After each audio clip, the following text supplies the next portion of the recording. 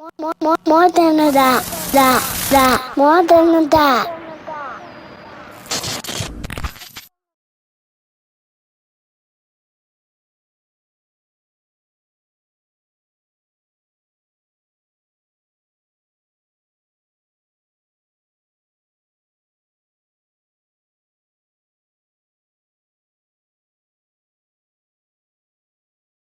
Welcome to More Than a Dad. I'm your host, Dre Moore.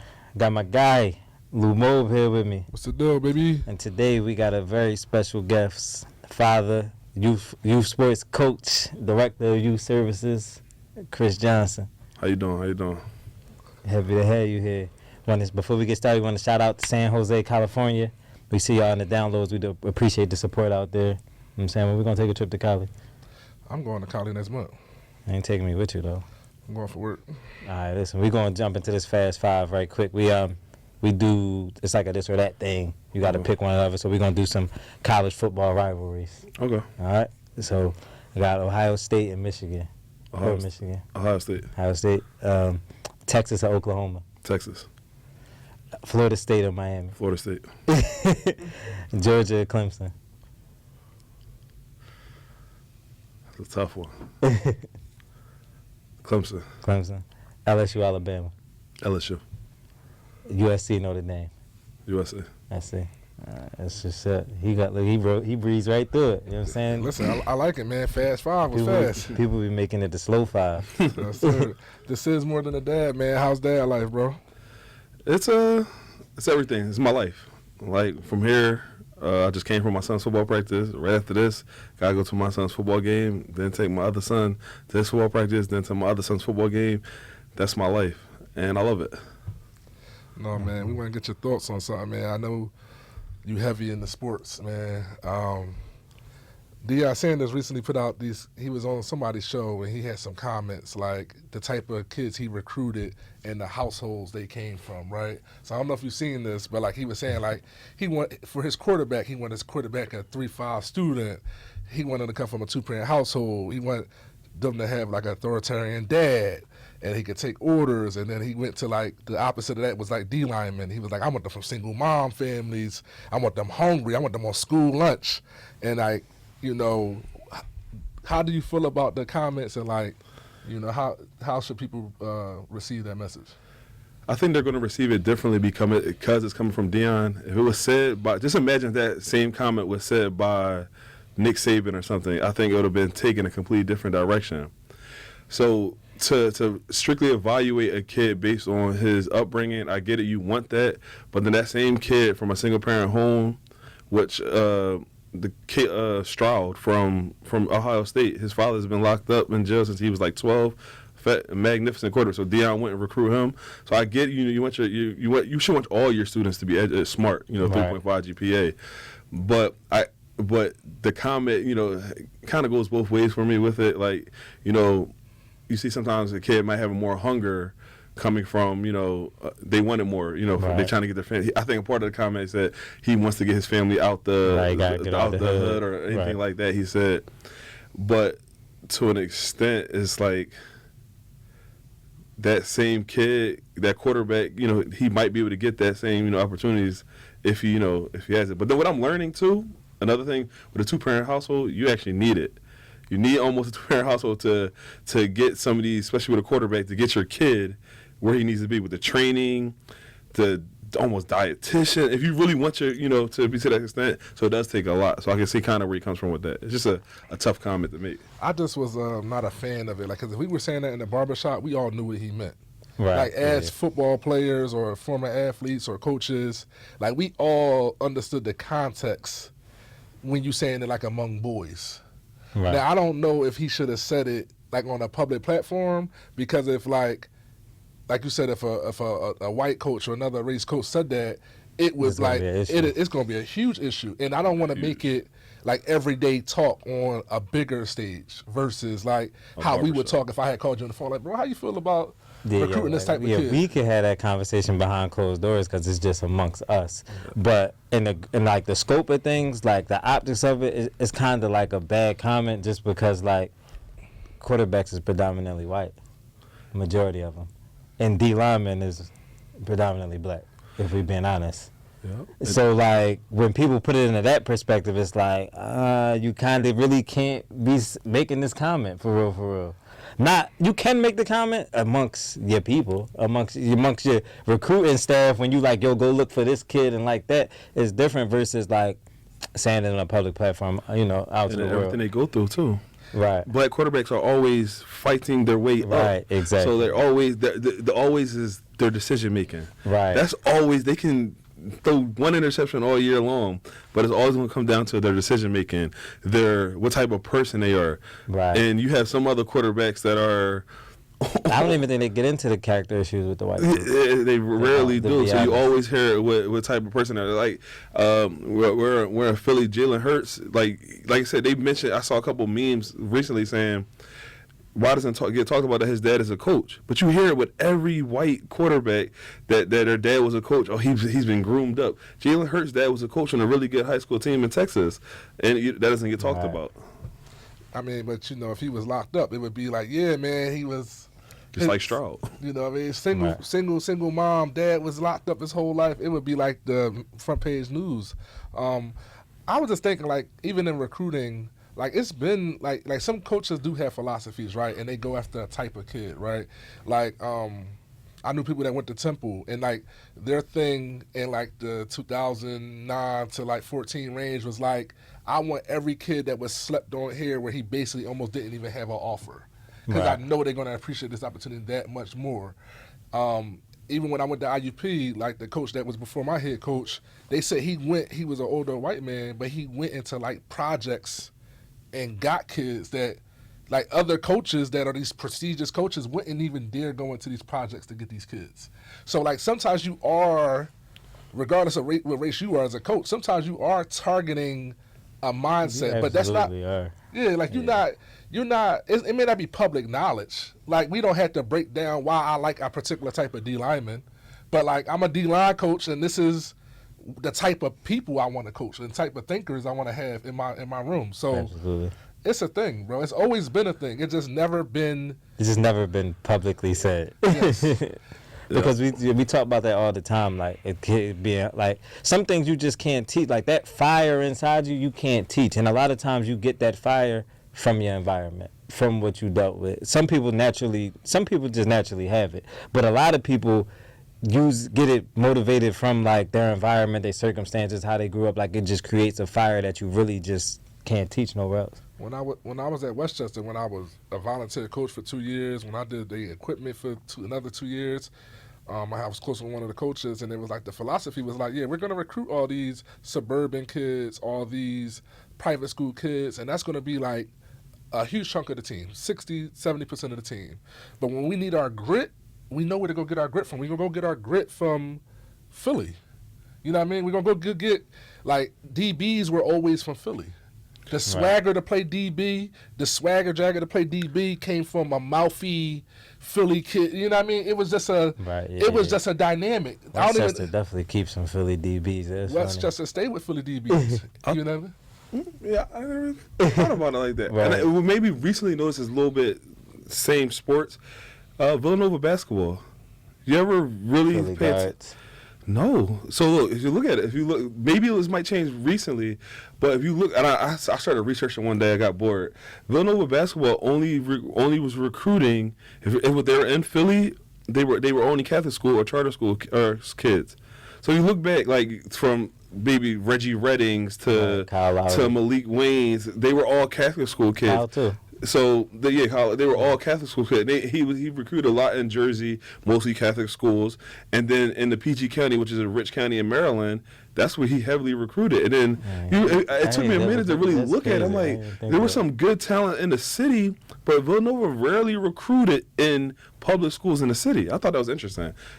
And I think I've never even noticed that. But you know that he's a great coach. They're technically a private school that they technically have a religion base to their school too. So maybe it's like if you already align with the structure of private or Catholic school, you might align with it easier. Now imagine taking the, I don't know what's a dominant, the best ball out of South Philly High, and you gonna send him to Nova and think he's gonna adjust? Like, is that like stereotyping or like? Right now, you got the number 1, number 2 best player in the country, and he got his Villanova offer really, really late.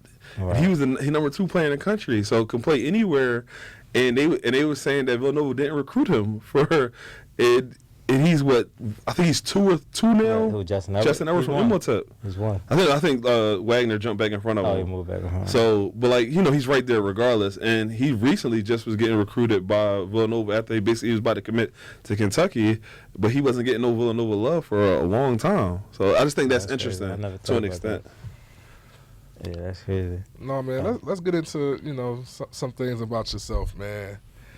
What do you coach, man? What are where's your program? Where can people find you? So I've been based in West Philly for like last 7-8 years, but recently because I just moved out towards like the Garnet Valley, Wilmington, North Wilmington area. That's why I just moved. So I've recently just coached in Garnet Valley.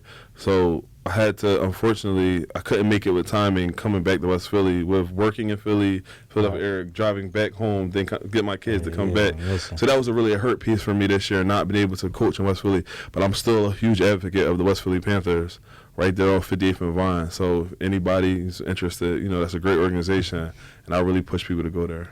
Like, how do you become a youth coach? Like, and like what inspires somebody to want to do, out of all the football, the coach, and you play Division I football yourself, right? Like, what makes you land on like youth sports, and like that stuff is not paid, right? That's like a lot of passion, right? Like it's. So when I first got involved, one of my cousins, Jason Patterson, was the president of West Philly Panthers. He asked me, he said, "Hey, can you come back and help?" And I said, "All right, I can come back." And then my passion has always been kids. Like cheesy, I always say, boys will be boys until somebody shows them different. That's like one of my favorite things. And coaching young men is more than just football. It's more than, more like a family environment. So that's what really drove me to that, to see that young man a couple years later say, "Hey, Coach, I appreciate what you did for me." That's really was my biggest point of my body, and staying close to my own sons. Right. Like, they're playing, me being around, me making sure everything is good with them, and pushing into whatever they want to do as well. What do you think of like the state of youth football like in the city of Philadelphia? Like, how you feel about it? That's a good question. A lot of the social media has been taking control of it. Like I said, I agree with the a lot of coaches are passionate about what they do, but some of them is like more about the adults in a sense. Not all of them. I'm not going to say all of them, but a lot of the coaches I see, it's more about me. Like if Lou was the coach of another team, about me beating Lou instead of me developing this young man to play against Lou's team. Right. It's about me beating Lou. Like now, it's personal. Yes, it seems like it became more like that, and a lot of times I use football, and sometimes the child get lost in that. But I still think a lot of great is being done in the city. Talk to me a little bit about, like, I know you're trying to, people players all the time. And, like, talk about, like recruiting is, growing up, recruiting was a thing, 11th, 12th grade, 10th grade, high school. But imagine, like, how competitive people are, like, stealing and recruiting kids at the youth age. Like, how do you feel about that? And, like, is that what we there for? Is to, like... The term stealing. So you look at the term stealing. So I guess a lot of youth coaches would call it recruiting. Like, I control my son's Instagram. I see all the time a grown man in his Instagram saying, "Hey, where are you going to play next year? You think about playing here?" I see that, and I don't like that. Even my boys that are in high school, you don't talk to my kids like you speak to me. I'm there. I'm the one you talk to. So I don't like that in that point of view. But when it comes to the recruiting, a lot of the city is trying to catch up to be nationally. Right. And they're trying to get the best in the area to play for a specific team so they can compete nationally. Because when you go down to Florida, you play against some Florida teams, you play against some Texas teams, some Georgia teams. So it's a little different. It's a little different ball game. And I think Philly, you see the recruiting with high school now is really picked up since our day. But the coaches are trying to recruit and steal kids from other teams to better their team in a sense. And it gets to be problematic when, like I said, when you are speaking to the kids, in my opinion. Now, if you talk to the adult and the parents say, okay, cool, you know, maybe I want a different environment for my son. All right, but when you're directly addressing the children, I think that's a problem. I always felt like this in Philly, like when we were coming out 8th grade, it's 50 high schools you could go to across the city. It was no jurisdictions. It was no like, because you live on South Philly, you got to go to this school.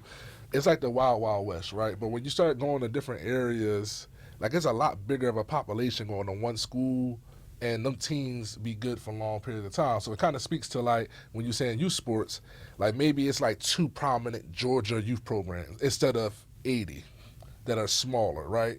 Like, and is there any way to condense youth sports so that we can compete nationally in Philly? So my opinion was always when people ask me about this, was to some of these smaller teams, and I don't want to sound mean, but they got to go. Like, in a sense, because like right now in West Philly, I believe there's 6 teams in West Philly, 6 or 7 teams in West Philly alone. Right. So 600 organization. So it comes to be a lot of times where the adults, the pride gets in the way. They say, "Hey, I'm starting my own organization," and somebody starts another organization. So then you're spreading some of the talent thin, because you might have a really good player on this team, but he's playing with not so good players, and you got another kid on that team, and like I said, you have 6, 7 teams at the one age, or in West Philadelphia alone. Like say, like you were saying, like in Georgia, there might be 4 or 5 teams, but in a bigger area, and then you got Southeast Georgia. I just made that up, but like in that area, you got a majority of kids. Except for here, just in West Philly alone, we have 6 teams. North Philly has like 3 or 4 teams. So like with all these teams, and that's just in Philly. Then you got the surrounding county areas as well too. So. All right, that makes sense. What age group you enjoy coaching the most? I say around like the 9-year-old level. No, I think. They're right after like the kindergarten level, where they're not really listening to you, and then they're grasping it, and then they're understanding. They're more. They haven't been tampered with the world. The world hasn't gotten them completely yet by that point. True. Talk to me a little bit, like you high IQ guy, master's degree, played Division I football. How do you teach plays? Like how much are you watering down the information to actually like coach a 9-year-old and give him valuable football coaching? That's a good question, because I was just actually talking about this the other day, because I had like a mentor. She was a woman, and this is a little bit towards basketball. She's a great coach, but her information wasn't for children, like to understand. So sometimes you do have to like understand what the kid is seeing. Right. So like even though this is the correct way to run the play, but you got to understand you're now teaching an 8-year-old or a 9-year-old, so you got to change it up a little bit so it makes it more beneficial. Like like maybe you got to have your plant foot this way and you got to come off a certain way. But at the end of the day, a 9-year-old is going to, in the midst of a game, is going to do what he's going to. So you got to kind of alter it to that, to kind of understand what a 9-year-old is going to do. You have some of them kids that pick up on the game really fast and get it. Like I say for my son, everybody says he's a great football player, this and the third, but football, no, just like that. Sometimes I gotta, let's talk it through one step at a time, because he wasn't getting some things at first. What position he play? Now he's playing running back and linebacker. He plays a little bit of everything right now. He's in 6th grade. What is it like coaching your son? This last 2 years I stopped, because it became, and I believe he was doing it intentionally. He was coming home and saying, "Coach Kris." So like I think he was like, it was a bit much. We had to separate the dad and the coach, because he was like, and I think he was being a little smart, saying Coach Kris, because I was hard on him all the time, and we had to separate that. My father-son relationship is more important than my coach-player relationship. Did you feel like it was like any advantages to it, like? Maybe that I can coach him at home too. So that might be the only advantage I feel like that I might have had with coaching my son, is that when everybody else went home, we could still go over some of the things that needed to be for moving forward. And he was always the quarterback growing up too, so I needed him to be on point. So that helped as well. Like no on the field connection, like he just knew. To an extent. Look at dad and just take off. Right, just like. See, I tell a funny story. My cousin was like, he heard my son, like, I called a play, and my son was like, he didn't think that was a good play. And no other kid would have done that. Right. Like, so I'm like, You felt like you better just run that play. Like, you're 8. Like, and this time he was like 8. Like, you're not Willie Beeman. You should run the play. Yo, calling the play and your son turned around like, no, Dad, that ain't it. Yo, your dad waving off your dad / coach. Like, nah. Yeah, no, we can't have No, that. that ain't the Now, way. what's been your best moment as a youth football coach?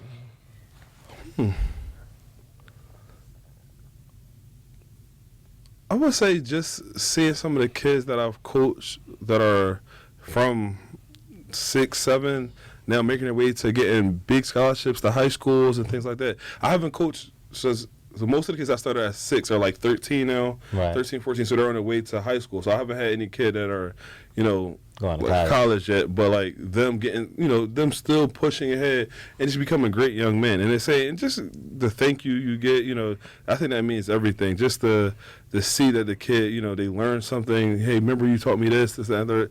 That means a lot. And then, or the fact of they remember weekend, sleepovers and things Right. like that. I used to have the kids at my house all the time. One of the sayings for the Panthers, I don't know if they still say it, was our family versus your team. Like, this is a family. You're just a football team. This is a family. And I really dug into that. True that. Now you coach in Garnet Valley. You think it's any difference between like you coaching in the city and versus coaching in the suburbs? Like, have you noticed a difference in it? You want to really dig into this? There's definitely a major difference. So there was a major difference in father presence. All right. Out there in Garnet Valley where I was coaching. Honestly, there wasn't a lot of overstep, but I've had parents like in West Philly like come onto the sideline like, hey, why is my son not like whoa, in Garnet Valley I didn't have that. It was a lot smoother. And then I'm probably gonna get backlash for this, but like some of the appreciation that you receive from some of the parents where like, my kid is just doing this. I appreciate you taking your time. My kid is just doing this just for spare time. Where when I was in the city, it was like every parent kind of assumed their kid was going to the NFL the next day. And it was like, I was getting paid for this. No, I'm taking up a lot of my time to come out here, and this isn't that. So that was the one thing that was like the major difference for me. Now, what advice would you give like a guy who wanted to start his own youth football program? What would be like if you could give him like 3 tips that could like help him get started?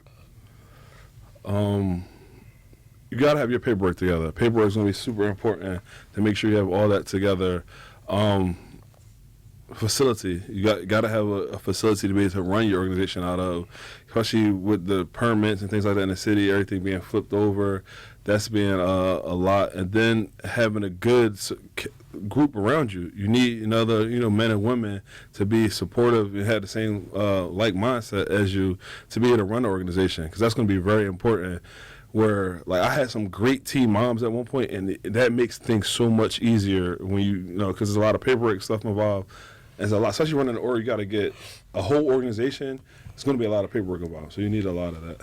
True that. I wanted to get into like how we actually know each other, bro, and I wanted to tell the story on the pod. So we was at a youth facility, and I was in like pre-manager like training, and like my manager wasn't in, and I was like basically filling in for him, and it was like the hiring day at the facility. I remember you from high school, like pictures or like being on different teams, even like throwing shot put or discus or something. I did that. Right. So I do remember you like visually. Like I didn't know you. I just knew that Y'all you played against each other? No, he was at we ain't never really played. Newman didn't play. He was the Newman, and we didn't play. They were in the blue division, what they called it back then. Right. I was in the red division. So, but he was a familiar face from track, and like he always threw better than us. He was big. He always looked like he had a good physique, like a good athlete boy, right? Right. So fast forward, he's interviewing for this job, and I'm in this room, and the way this interview style was set up was like 22 managers in here, and it was the interviewee, and he was in there, and I just kept looking at him. I'm like, yo, cuz from the Catholic League, and I just kept thinking the whole time, cuz from the Catholic League, not knowing how much we would be intertwined after that, but it was, our unit was down more people, so we had first dibs. And like I said, I'm in for my manager. I don't normally hire. I'm like, actually, me and him are actually the same position. But like I said, I'm a manager and trainer in training, right? So I'm actually in a hiring role. So I always say, that's my best hire. I mean, like, that's my best hire. And I remember after he interviewed, and he was like, he spoke real well. And they was like, man, I don't know if he got an edge. You know, this is the type of place it was. You needed an edge to work there. But he was very well spoken, and he like really cared about the kids. Right. And I remember going to my team, and they were like, "What you think? Like, you want him?" And he was like, "Yeah, duh, I want him. You see how big he is?" And like, that's all. That's not that he got a master's degree, social work. Like none of that mattered. None of that mattered. None of that mattered. It was that he was big, he spoke well, he was poised. Was it. You know what I mean? So. I wanted to tell that story, man. Like, I appreciate that. My greatest hire ever. I appreciate that. But let's get into your career, man. Back into that job taught me a lot, though. Honestly, like, I know everybody here talks about the stories about the facility. That job taught me a lot about kids. It opened my eyes so much to children from different areas. So and things they go through. And at one point in my mind, I had like a specific. Like, you know, if you do this, you can change. No, that's not it. Wow. Kid has way different experiences. And I remember a kid from Ohio just blew my mind one day. So I really, that job had its ups and downs, but it taught me a lot. True that. Now, talk about, man, you being in the field, bro, like, and serving the youth and doing different social work things. Like, talk about your career path and going to school and why you wanted to do that type of work, basically.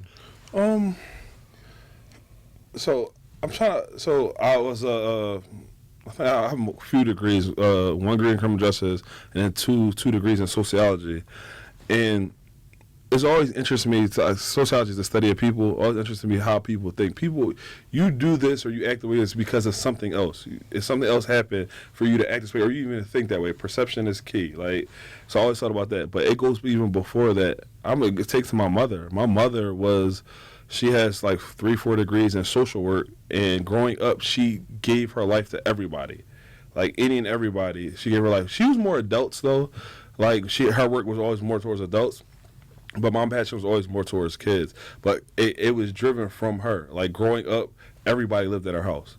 At one point, every last one of my friends had clothes or something in my house. People in the neighborhood. My mom had foreign exchange students.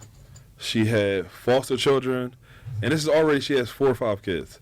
So she's had any and everybody in her house. So that's where I kind of driven me from. But when she kind of went towards more adults, I went towards more children, helping children because of, you know, coaching background, things like that. And I always say, like, you know, that kid, like, cheesy, but the children are our future. Like, if you can help, it's easier to help that 8-year-old change before he's robbing you at 21 than try to help that 21-year-old stop robbing. Yeah, he like, I'm already in it, like, at this point. So that's how my viewpoint on it was. That's a fact. So you work for a company, Youth Services. What's some of like your responsibilities, like in your role being a director? So basically, helping getting kids and moving into the right direction. So some kids can be on probation in some type of what's it called, CYS, Revolve, things like that. So basically helping them, like I said, my life bettering them where they are moving forward. So like giving them some different programs to be into, counseling, things like that. It ties into that as well. What's the end goal for your career? I want, like, so if I had like a genie, and I need to start pushing myself more towards it, but like I want to have a rec center that has mentoring, after school sports. I want everything in one facility. Like somebody say, hey, you can have $20 million. I'm going to go in the middle of the city and get make sure I have a football field, basketball court. But I want mentoring. I want to run a director program that has mentoring, after school activities, counseling, sports, everything all in one, where it could be a safe haven for our youth in the city. That's dope. We need that. We definitely That need would be my end goal. Oh, that's Fire. dope. Yeah, that's super fire. Now, let's get into some fatherhood stuff, man. I think we was talking before, and you was talking about how you had foster children, or you took some kids in. No, I have a child. So, Yeah. I have a godson that is now 15. He played for West Philly, and then one of his teammates in the last couple of years was in and out of foster care, and I took him in, and he's now my son. He's 15 as well now, and I took him in and we're basically in the adoption process. He's been with me the last few years. So how many kids you got all together? Everybody's my kid. So I have 2 biological sons. Uh-huh. I have a stepdaughter, a foster son, which is my son. I don't even like to call him foster son. Yeah. And my godson that I've raised since he was a little one. So what's that, 6? Something like that. 5, 6. Yeah, so anybody, I always say, people say how many kids you got. If your kid come in my house, I'm gonna love them the same. So like I always, like on Father's Day, I had like 5, 6 of my boys that I coach or anything like that always been around me. They spent Father's Day with me. So like, that's what I want. I want all the boys that I've coached, and they're all like 9th, 10th grade now. My son, which is only 12, he always try to hang with the bigger Right. kids, so he's always with them and try to be cool with them. But like that age group is always ones I had. I've coached these kids in football, basketball, but biologically, I technically only have 2 children. Yeah. No, Everybody. but and I love it, bro. And you spoke about it real like it was nothing, but like just like that mindset on like being that selfless, like you didn't have to. You know what I mean? What called you into doing that? It's funny you say you don't have to, because I feel like I did. It's like that was like it was a must. Like if I can, I will. Like that in a sense. So where the young man that I recently taken in, he needed somebody. He needed somebody to step in, and I was like, let's do it. And it's not been peaches and cream every day. Trust me. Just imagine, bringing somebody in that's already had a whole life of experiences, ups and downs, and you taking them in, and when they were 12, and now at 15, they have lived the, good amount of time. They have their own experiences. So that's definitely different. And then my godson, which, I love and treat like my own son, he's one of my everythings too. So it's different experiences. But I feel like his father passed away. So his biological father passed away. So even when that happened, it was even more I'm in. I'm at his school meetings, everything, because he needs me just as much as I need him. Absolutely. You know how like normal parent situations, you be like when I had my daughter, like granted, like I'm more secure in life, so I wasn't scared, but it initially went to like, can I afford a kid? Can I, like you talking about taking care of 5 people, bro. And it's hitting me every single day. Like, as I think about it, so like right now, so the 15-year-olds are doing 7-on-7 football, and the 12-year-olds doing 7-on-7 football. That isn't cheap. So like their activities and the time spent, like I said, right from here I'm running right to the 12-year-olds basketball game, then right after that right to the 15-year-olds 7-on-7 practice, and gas on I need another car. I need gas in my truck. I didn't even think about budgeting that in, driving around to for the practices, but feeding them is one thing. And I'm a big advocate of you got like the 15-year-old I brought in, he's 6'4", 6'5" now. Ooh. Whereas a 15 sneaker, and we're buying like shoes so often because he just keeps growing, and I didn't take account for that to an extent. And it's just like, hey, this stuff does add up. You really think about it, it does add up. Like their activities, like we're going to DC in a couple weeks for one of their tournaments. All that stuff, I don't think. You have to be invested. Going back to what you were saying about the 2-parent homes. That's what I was kind of hinting to. Like this, if you want your kid to be pushing these things, like from the tutoring, the training, my boys go to training. It's a lot. Right. It's a lot that you got to put in, and it definitely does cost. And I have a football background, so I do take my kids and train them myself. But then Dad said that, and then a trainer said it. I just told you that same thing. Right. But the trainer said that they take it differently. They respect it differently. But all that, going back to you saying about, stuff, it costs, it definitely does cost. These prices add up. And, just make it happen. Make it happen.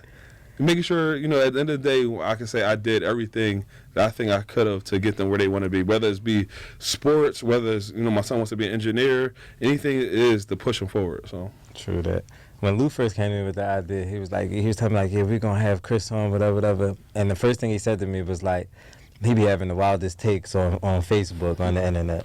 Yeah. So I was like, what inspires them posts on the internet? So, and I'm glad I was able to talk about it. Because sometimes a post only gets right, a couple they words. only read it, right? So, like I said before, me being a sociology major, I always talk about, like why a person thinks that way or the perspective. So I make a post, and I might not even feel that way. I just want to see what everybody else feels and where they come from and why you think, the way you think. Right. So even when we were talking about earlier about like the culture, before we started talking in the group about like John Morant, the culture and things like that, or the parenting, I'm a big advocate. That's why when I first saw More Than a Dad, I'm a big advocate on fathers. Like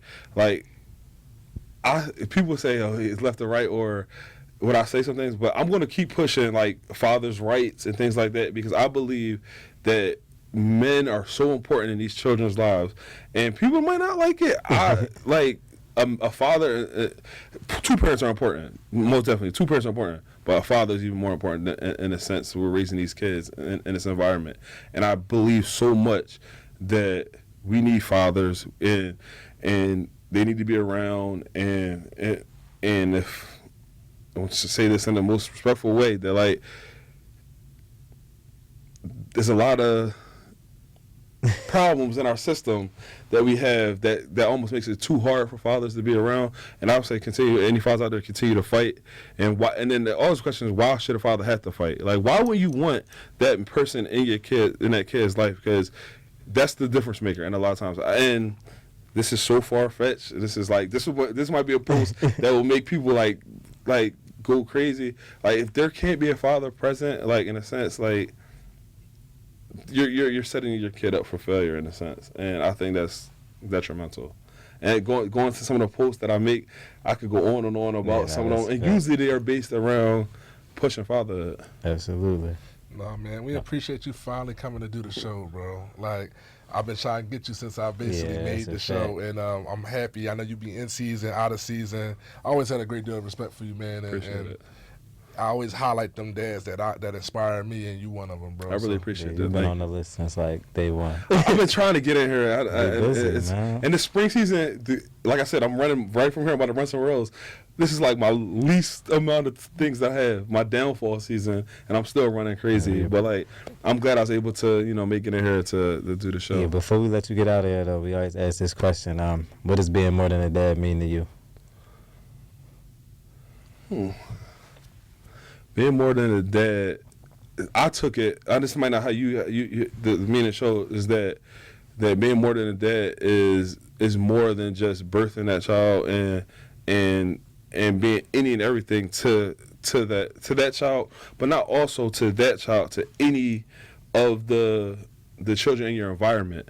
Anybody that needs something, anybody that needs, or just like you mentioned earlier, you said that you looked at me as a person, a father that you look at. That's important to me. So I don't want anybody, that's being more than a dad to me.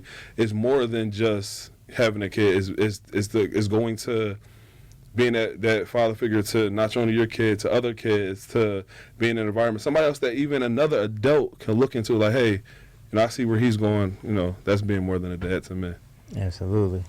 No, we want to thank everybody for tuning in, checking out More Than a Dad. Continue to share with other parents, other dads. Let's continue to highlight dads every day. We appreciate it. Until next time, y'all. We out. Join the More Than a Dad family by following us on Instagram, subscribing to our YouTube channel. Don't forget to join our Facebook group for daily questions, motivation, dad jokes, and new dad tips.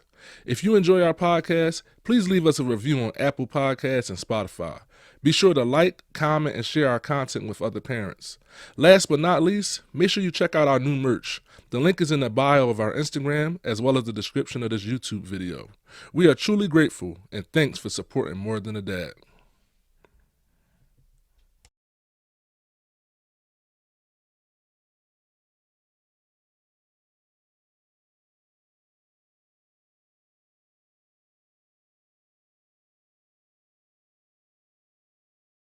More than that. More than that.